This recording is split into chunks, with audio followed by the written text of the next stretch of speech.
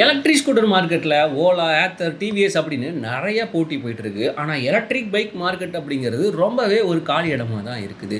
எந்த ஒரு கம்பெனினாலையுமே எலக்ட்ரிக் பைக்கில் முழுசாக கான்சன்ட்ரேட் பண்ண முடியல, சேல்ஸ் அந்த அளவுக்கு கொண்டு வர முடியல. நான்லாம் எலக்ட்ரிக் ஸ்கூட்டர் வாங்க மாட்டேன், நான் பைக்கு தான் வாங்குவேன் அப்படின்னு சொல்லிட்டு நிறைய பேர் காத்துட்ருக்காங்க. அவங்களுக்கெல்லாம் நிறைய எலக்ட்ரிக் பைக்லாம் வந்துக்கிட்டு இருக்கு. ஆனால் அது ரொம்ப காஸ்ட்லியான பைக்காக தான் நிறையா வந்துட்டு இருக்கு. இப்போது பெங்களூரை சேர்ந்த ஒரு ஓபன் எலக்ட்ரிக் அப்படிங்கிற இந்த கம்பெனி வந்து பார்த்தீங்கன்னா எலக்ட்ரிக் பைக் மார்க்கெட்டில் புது மாடலை ஒன்று அறிவிச்சிருக்காங்க. அது பார்க்கறதுக்கே ரொம்பவே ஸ்டைலிஷாகவும் ரொம்பவே சூப்பரான ஒரு பர்ஃபார்மன்ஸ்லையும் இருக்கிறதுனால அதுதான் இப்போ ஒரு பேச்சு பொருளாயிட்டு இருக்கு. இந்த எலக்ட்ரிக் வெஹிக்கிள் செக்மெண்ட்ல ஓபன் ரோர் ஈவோ அப்படிங்கிற இந்த மாடல் தான் இப்போ இந்த மார்க்கெட்டில் புதுசாக என்ட்ரி கொடுத்துருக்காங்க. இதோட ரேஞ்ச் என்ன, இதோட ஸ்பீட் என்ன, இதோட ப்ரைஸ் என்ன, இதோட பர்ஃபார்மன்ஸ் என்ன, இதில் இவங்க கொடுக்குற அந்த ஆஃபர் என்ன அப்படின்னு தெரிஞ்சுக்கிறதுக்கு இந்த வீடியோவை கடைசி வரையும் ஸ்கிப் பண்ணாமல் பாருங்க. நான் உங்க மோகன், வெல்கம் டு முக விலாக்ஸ். பொதுவாக நம்ம ஒரு வண்டி வாங்குறோம் அப்படின்னா அதில் பேசிக்காக நம்ம பார்க்கக்கூடியது என்ன? டிசைன் தான்.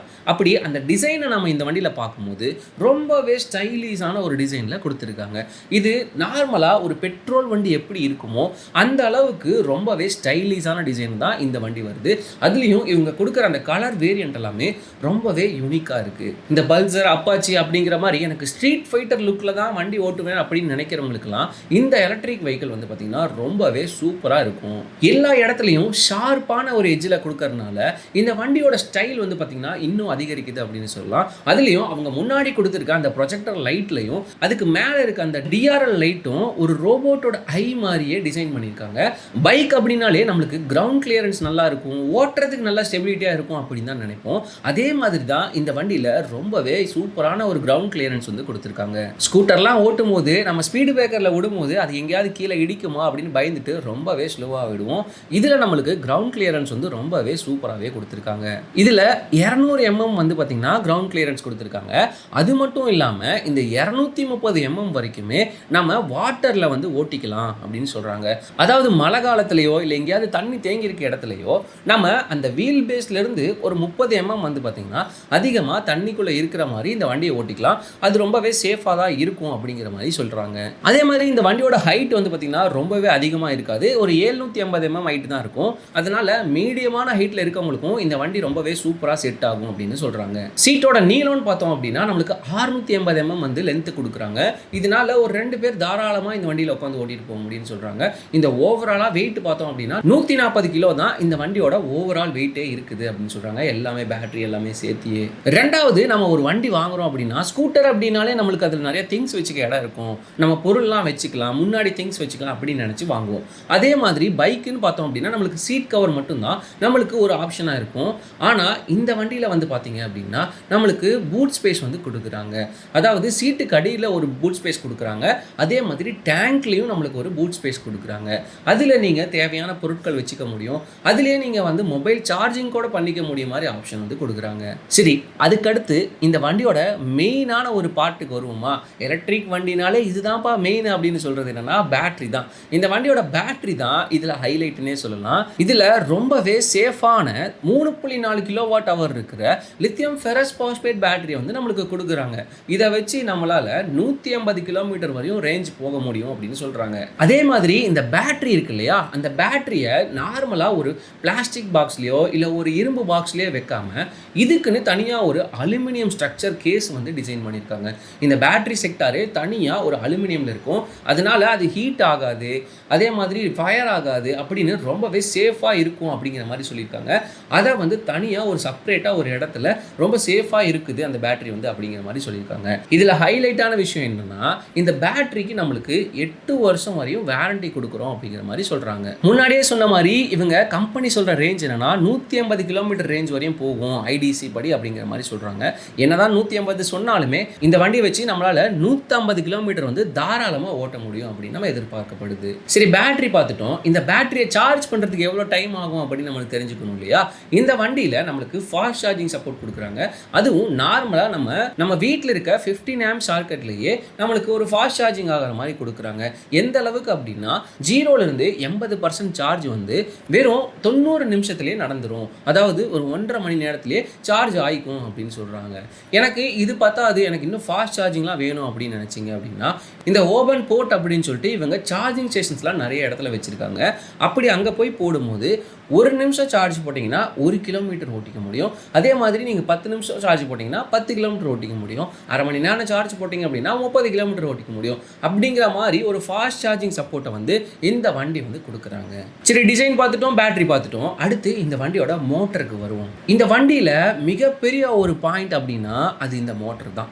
இவங்களே டிசைன் பண்ணி ஓனாக அதை டெவலப் பண்ணி இப்போது இதில் 9 கிலோவாட் மோட்டரை வந்து கொடுத்துருக்காங்க. IPMSM மோட்டராக கொடுக்குறாங்க. IP68 ரேட்டிங்கும் கொடுக்குறாங்க.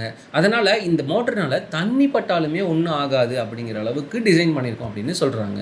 சரி, இதோட பர்ஃபார்மன்ஸ் என்ன கிடைக்கும் அப்படின்னா, இவ்வளோ பவர் இருக்குன்னா இதில் பர்ஃபார்மன்ஸ் என்ன கிடைக்கும் அப்படின்னா, நம்மளுக்கு இந்த வண்டியோட டாப் ஸ்பீடு வந்து பார்த்திங்கன்னா 110 km/h ஸ்பீடு வந்து இந்த வண்டியில் நம்மளால் போக முடியும்னு சொல்கிறாங்க. 0லேருந்து 40 km/h ஸ்பீடை வெறும் 3 செகண்ட்லேயே அச்சீவ் பண்ண முடியும்னு சொல்கிறாங்க. இதோட டார்க் பார்த்தோம் அப்படின்னா 250 நியூட்டன் மீட்டர் டார்க் வந்து ப்ரொடியூஸ் பண்ணுது. அந்த வீலில் வந்து அவ்வளோ டார்க் வந்து ப்ரொடியூஸ் ஆகும் அப்படிங்கிற மாதிரி சொல்கிறாங்க. அதனால இந்த வண்டியை வச்சு நீங்கள் பெரிய ஒரு ஹில்லை கூட சாதாரணமாக ஏற்றிட முடியும். நீங்கள் பெட்ரோல் வண்டி எடுத்துகிட்டு இந்த வண்டியை எடுத்துகிட்டு போனீங்க அப்படின்னா பெட்ரோல் வண்டி கூட திணறுமே தவிர இந்த வண்டி அசால்ட்டாக அந்த மலை ஏறிடும். அந்த அளவுக்கு நம்ம டார்க்கும் கொடுக்குறோம், பவரும் கொடுக்குறோம் அப்படிங்கிற மாதிரி சொல்கிறாங்க. அதே மாதிரி இதில் கிரிப்பு நல்லா இருக்கணும்னு சொல்லிட்டு நல்ல ஒரு பெரிய சைஸ் டயராகவே கொடுக்குறாங்க. சஸ்பென்ஷன் பார்த்தோம் அப்படின்னா முன்னாடி எப்பயும் போல டெலஸ்கோபிக் கொடுத்துட்டு பின்னாடி 7 லெவல் அட்ஜஸ்டபிள் மோனோ சஸ்பென்ஷன் வந்து கொடுக்குறாங்க. சரி, இதெல்லாம் ஓகே. நம்மளுக்கு இதில் டிஸ்பிளே மற்ற டெக்லாம் எப்படி இருக்குது அப்படின்னு நீங்கள் பார்த்தீங்க அப்படின்னா இதில் டிஸ்பிளே வந்து பார்த்தீங்க அப்படின்னா நம்மளுக்கு 5 இன்ச் கலர் TFT டிஸ்பிளே கொடுக்குறாங்க. பெரிய லெவல் டச் டிஸ்பிளே அந்த மாதிரிலாம் ஒரு காம்ப்ளிகேட்டடாக கொடுக்காம சிம்பிளான ஒரு LCD டிஸ்பிளேவாக கொடுத்து அதில் நமக்கு தேவைங்கிற டீட்டெயிலாம் வந்துடுது. அதுலேயும் turn by turn navigation, phone alert, இது எல்லாமே அந்த டிஸ்பிளேலே வந்துடும் அப்படின்னு சொல்கிறாங்க. இதில் ரைடிங் மோடுன்னு பார்த்தோம் அப்படின்னா இதில் 3 ரைடிங் மோடு கொடுக்குறாங்க. அது மட்டும் இல்லாமல் ஸ்மார்ட் AI யூஸ் பண்ணி AI ரைடிங் மோடும் கொடுக்குறாங்க.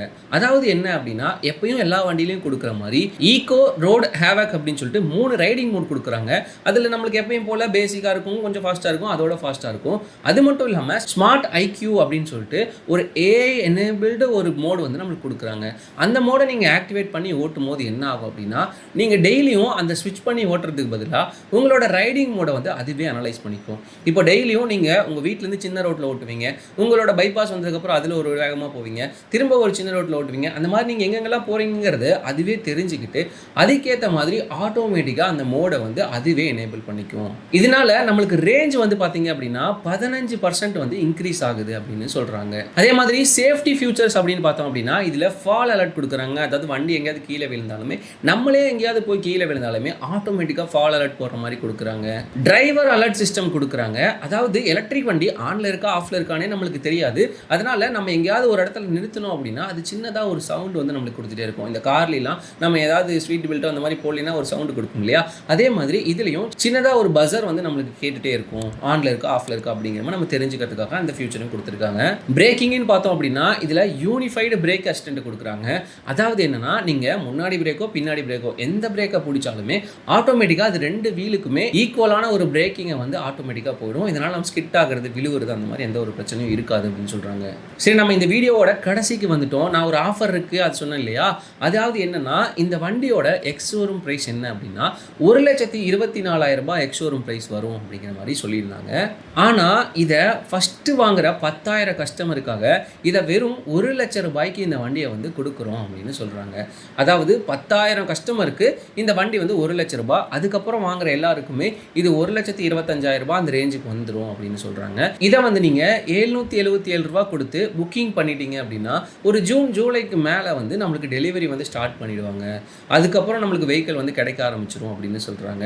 உங்களுக்கு இந்த பட்ஜெட் ஓகேவாக இருந்துச்சு அப்படின்னா நீங்கள் இப்போவே கூட ப்ரீ புக்கிங் கூட பண்ணிக்க முடியும். வண்டியோட டிசைன் நல்லாயிருக்கு, பேட்டரிக்கு 8 வருஷம் வாரண்டி கொடுக்குறாங்க, பர்ஃபார்மன்ஸும் நல்லா இருக்குது, சேஃப்டி ஃபியூச்சரும் கொடுத்துருக்காங்க, ப்ரைஸும் ஓரளவுக்கு மினிமமாக தான் இருக்குது. அதனால எலக்ட்ரிக் வெஹிக்கிள் வாங்கணும்னு நினைக்கிறவங்க இந்த வண்டியை நீங்கள் கன்சிடர் பண்ணிட்டு வாங்கிக்கலாம். உங்கள் ஃப்ரெண்ட்ஸ் யாராவது வண்டி வாங்கணும்னு இருந்தாங்கன்னா அவங்களுக்கு இந்த வீடியோவை ஷேர் பண்ணி விட்டுருங்க. உங்களுக்கு வேறு ஏதாவது வீடியோ வேணும்னா கமெண்ட்டில் சொல்லுங்கள். உங்களுக்கு இந்த வீடியோ பிடிச்சிருந்துச்சுன்னா லைக் பண்ணிக்கோங்க. இது போல் யூஸ்ஃபுல்லான வீடியோ போகிற நம்ம பேஜை ஃபாலோ பண்ணி வச்சுக்கோங்க. உங்களை அடுத்த வீடியோவில் சந்திக்கிற வரை